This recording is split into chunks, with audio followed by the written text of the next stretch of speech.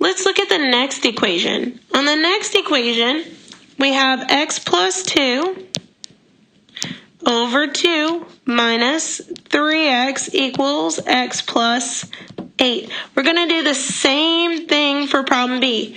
Well, we got to look at all the denominators. Notice we only have one. We have the number 2. So our common denominator we're going to multiply by is just a 2. So we're going to multiply each and every piece by 2. We've got this big piece, one big fraction that we'll multiply by 2.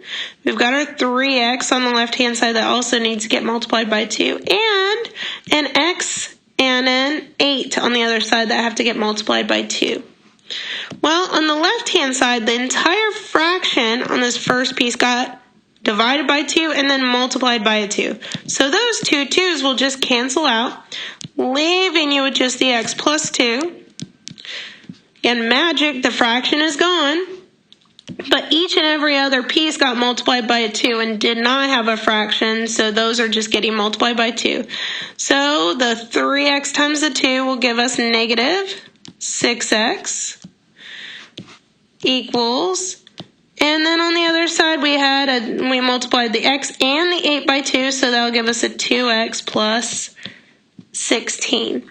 But again, magically, all the fractions are at least gone. Now we can combine like terms as long as the like terms are on the same side of the equation, which is the x and the negative 6x can be added or subtracted because they're like terms, and will get us a negative 5x. Notice there's still a positive 2 on that side, and on the other side we still have a 2x plus 16.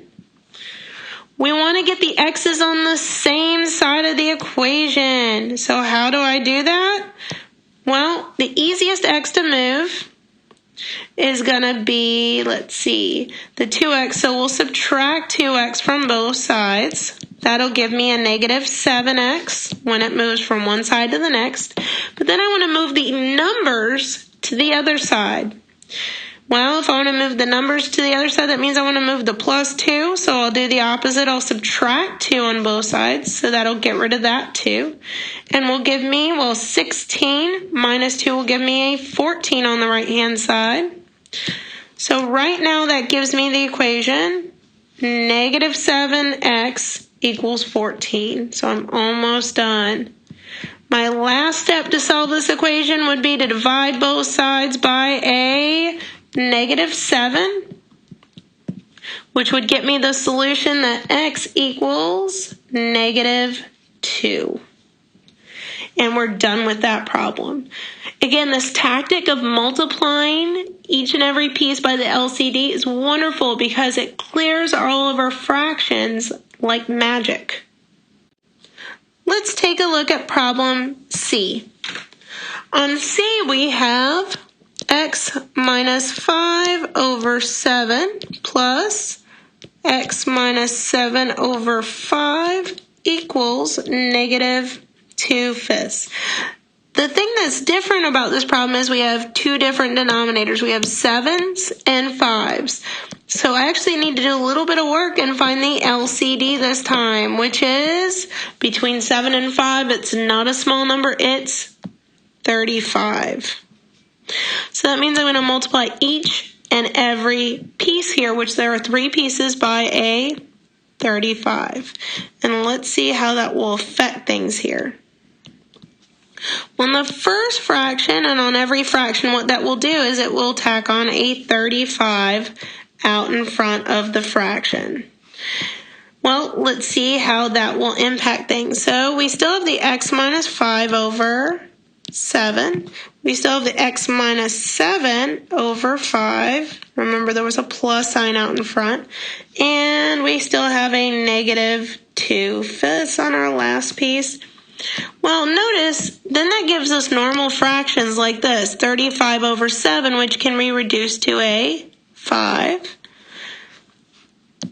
Don't forget, though, we still have your x minus 5 that's right next to it. The x minus 5 here does need to be written and cannot be forgotten about.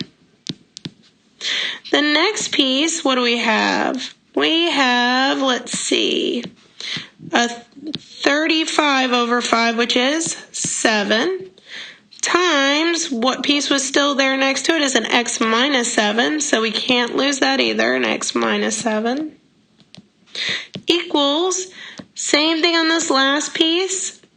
Notice on this last piece we have, let's see, a 35 over 5, which is again 7. But then that leaves us with just a negative 2 it'll get multiplied by.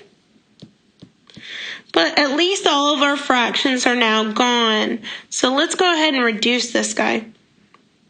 Well, on that first piece, working from left to right, we need to distribute a 5. That will give us a 5x minus 25. Continuing right along, let's see, we've got a positive 7 that needs to be distributed to the x minus 7, which will give us, let's see, 7x minus 49. And equals what's on the other side? Well, on the other side, we just have a 7 times a negative 2, which is negative 14. So now we just have a regular equation that we can add or subtract normally, starting with, let's see, we have a 5x and a 7x, which would give us 12x.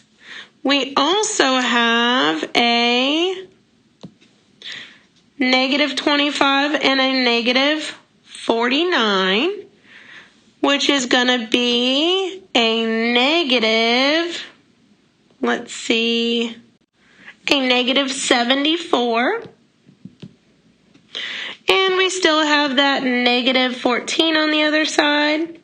So the next step to solving this would be to add the 74 to both sides,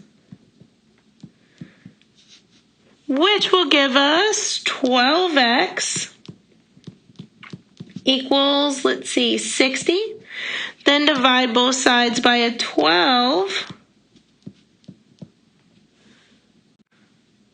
Well, 60 divided by 12 is 5, so we get the answer x equals 5.